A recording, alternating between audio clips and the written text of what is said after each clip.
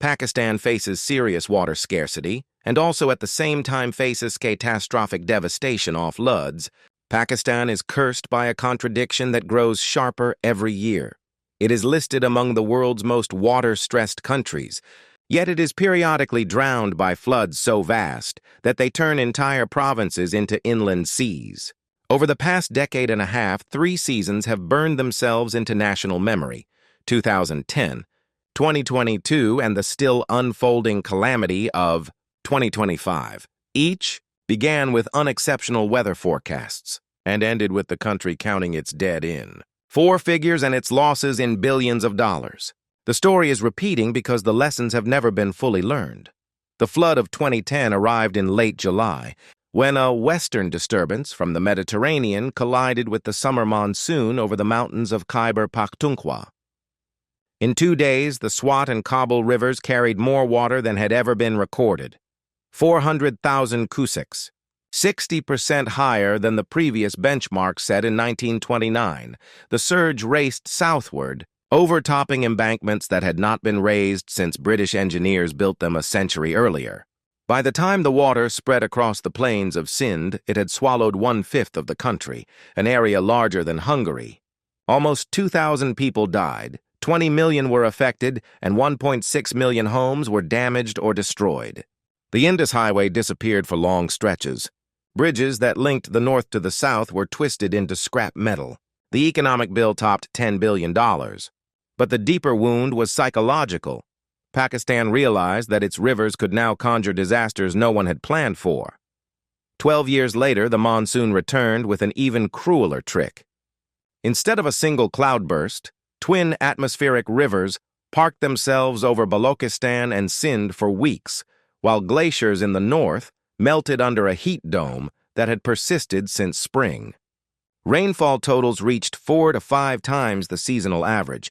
Satellite photographs showed more than a third of the country underwater at the peak.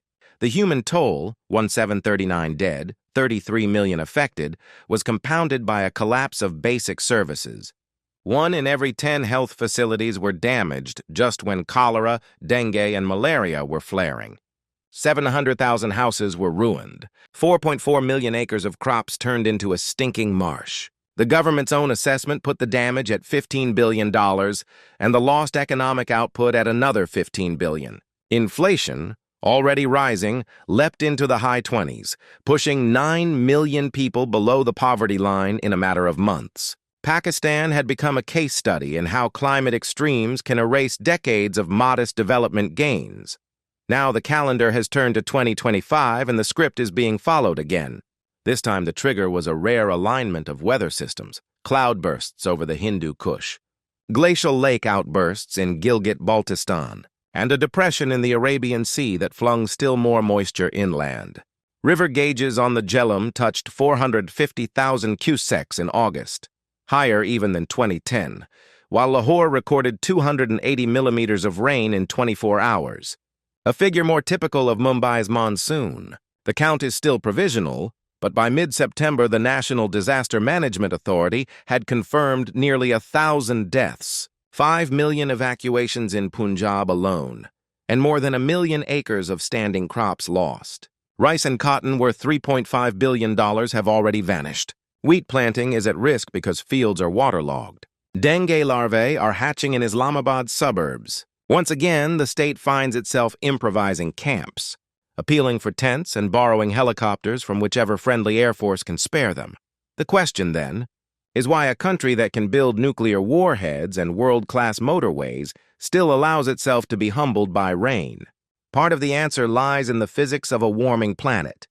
For every degree Celsius of extra heat, the atmosphere can hold 7% more water, and Pakistan's mountains now release that water in violent, condensed doses. But the greater share of blame belongs to human negligence. Embankments and barrages are still designed for 50 or 100-year flood levels calculated a century ago.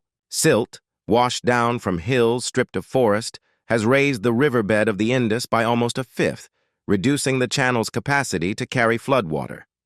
Wetlands that once absorbed the surplus, Manchar Lake, the shallow lakes of Sindh, the oxbow lakes of the Punjab, have been settled or planted with cash crops.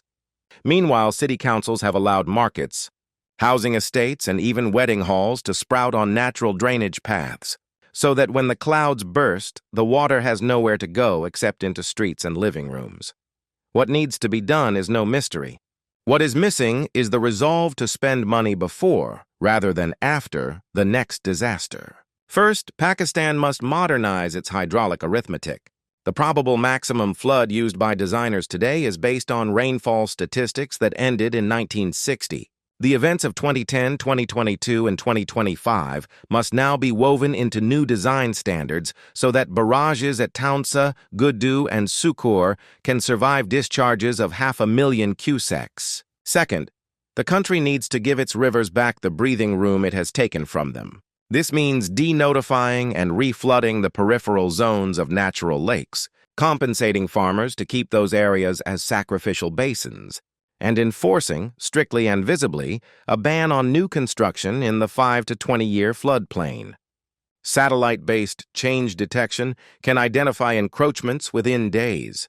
The courts must be willing to order demolition the next week, not the next decade. Third, early warning must become early action. At present, Pakistan possesses only 2 Doppler weather radars for the entire northern mountain rim. The network needs to be tripled and linked to automatic stream gauges that transmit data every 15 minutes to Union Council offices. More important, forecasts must trigger pre-agreed cash. When the model predicts a 48-hour rainfall total above a critical threshold, a mobile money transfer should hit the phones of district commissioners so they can hire trucks, evacuate livestock, and stockpile chlorine tablets before the water arrives. Fourth, the hills that feed the rivers must be reclothed in forest. Native poplar, willow, and alder planted in 5-kilometer belts along the upper Swat. Kabul and Jhelum would anchor sediment and slow the runoff, while the carbon credits they earn could be sold on international markets to finance the program.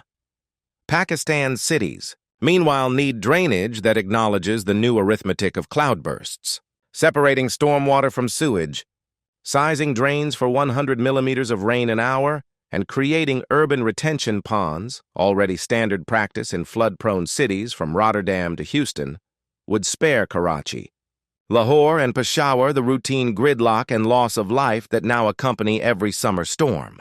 And because no barrier is ever absolute, the country must institutionalize a standing national flood reaction force, military engineers, civilian disaster teams, and local fishermen trained to the same standard, pre-positioned with flat-bottom boats, helicopters, and satellite phones when the monsoon season begins.